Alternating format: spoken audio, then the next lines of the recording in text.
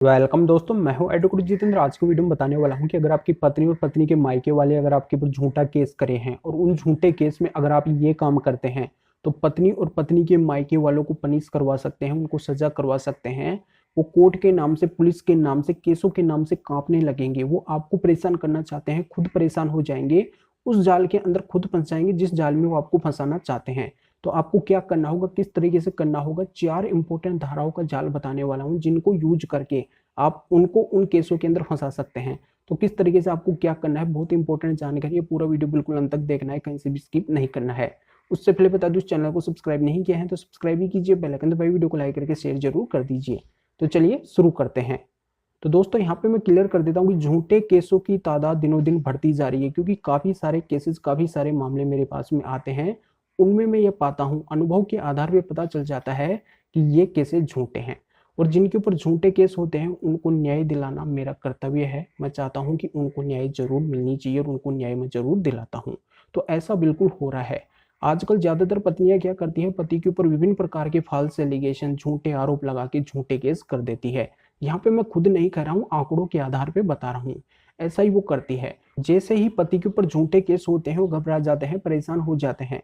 पर यहाँ पे देखो, उनको घबराने, परेशान होने की आवश्यकता नहीं है जब उन्होंने ऐसा कुछ किया ही नहीं है।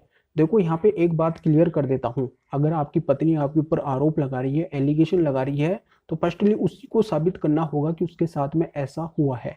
जब तक वो साबित नहीं कर पाती तब तक आपका कुछ भी नहीं बिगड़ने वाला है।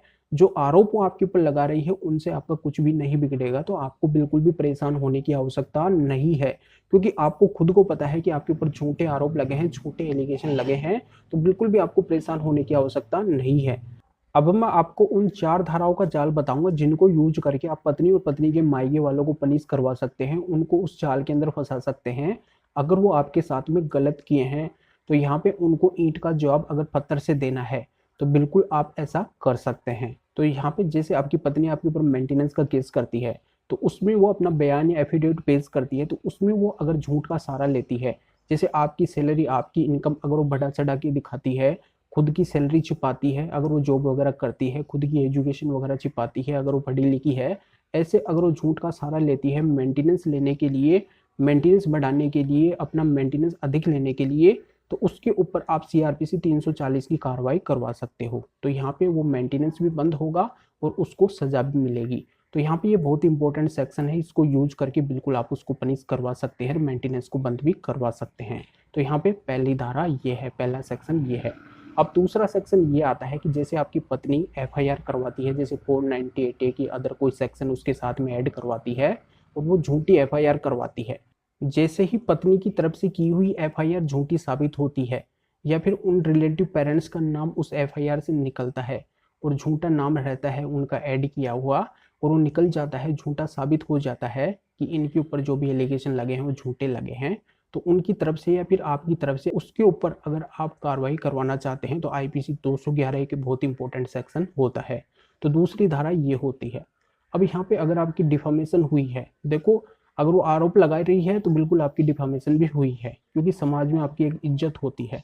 जब कोई केस आपके ऊपर हो जाता है, पुलिस घर आती है, समाज में आपकी छवि गिरती है, आप अपने आप को एक छोटा महसूस करते हैं, एक मन आपका कुंठित हो जाता है कि मेरा नाम समाज में इस तरीके से उछाला गया है, मेरे को बदनाम किया गया है झूठे आरोप लगा के, झूठे एलिगेशन लगा के। तो यहाँ पे उस पत्नी और पत्नी के मायके वालों को अगर आप पनिश करवाना चाहते हैं तो यहाँ पे डिफामेशन का केस भी आप उनके ऊपर फाइल कर सकते हैं आईपीसी 499-500 में। तो यहाँ पे तीसरी और चौथी धारा ये हो गई। तो यहाँ पे ये 4 धाराओं का जाल है जिसको यूज करके आप उनको पनिश करवा सकते हैं, पत्नी और पत्नी के मायके वालों को। तो इस तरीके से आपको यूज करना है। तो पूरी जानकारी आपके समझ में आ गई तो वीडियो को लाइक करके ज़्यादा से ज़्यादा शेयर कर दीजिए, उन लोगों को भी जानकारी का पता चल सके। तो फिर आगे मिलेंगे आपसे नए वीडियो, नए टॉपिक के साथ में। आप सभी का बहुत बहुत धन्यवाद।